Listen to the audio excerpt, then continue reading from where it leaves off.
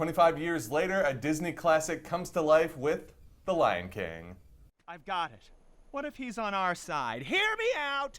Having a ferocious lion around might not be such a bad idea. Well then, can we keep him? Yes, of course we can keep him! Well, My God, who is the brains of this operation? We're gonna name him Fred.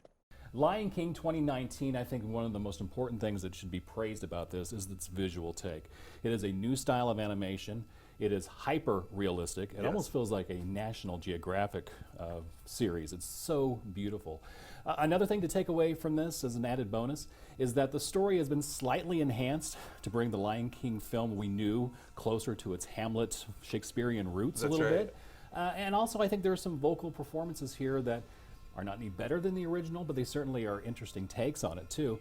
As a whole of this film, it's a copy and paste of the original film, almost frame by frame. I'm willing to say maybe 75%, maybe 80% of this film is an exact copy, shot per shot, just replaced with new animation, just replaced with new arrangements of music and maybe some vocal stuff. And it's a weird thing where you're scratching your head going, well, why did they spend so many millions of dollars updating a masterpiece? So it's a good film because when you copy a masterpiece, it's going to be good. So that's kind of what it is. It's a good film, but this is nothing new under the sun. Exactly, yeah. I agree with you completely on the visuals. There were some of those visuals, those close-up shots of Simba or Rafiki that I thought I feel like I'm watching real life here, and so that is definitely an achievement. But like you said, you're copying a masterpiece, except with this, because it's so hyper-realistic, everything has to be slowed down because the animals don't move as fluid as they do in animation. That's right. Yeah.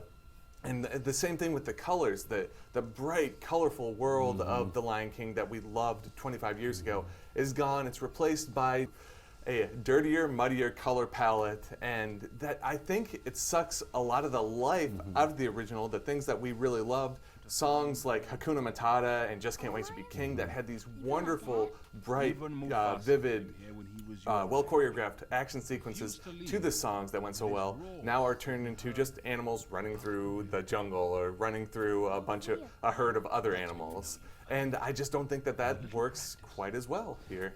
The thing about the original film is that I never forgot about it watching this. I would look at the scenes and go, oh, well, let's see how they do this scene. And it's like, oh, okay, well, that worked. And that worked. There wasn't a moment of this film where I felt that what you expect out of a movie, that suspension of disbelief, like the first film, where you're totally taken out of this world and brought into something new and exciting.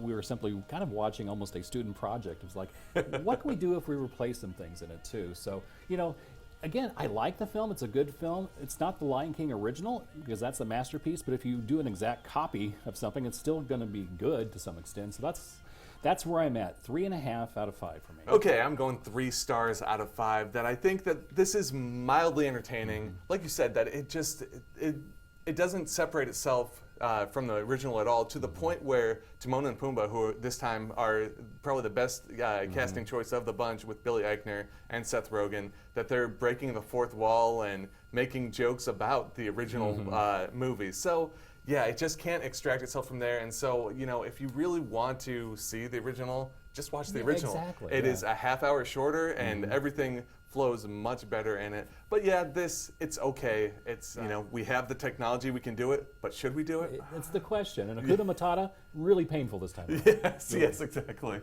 To read my review, check out St. Joe Live every Thursday in the St. Joseph News Press or anytime at newspressnow.com. You can catch me on Tuesdays at the Friends Front Row Film Series. That's at the East Hills Library Theater. Free movies every Tuesday. Come and see us. All right, and join me next week as I talk some more movies. Until then, we will be live at the movies. See you later. See ya.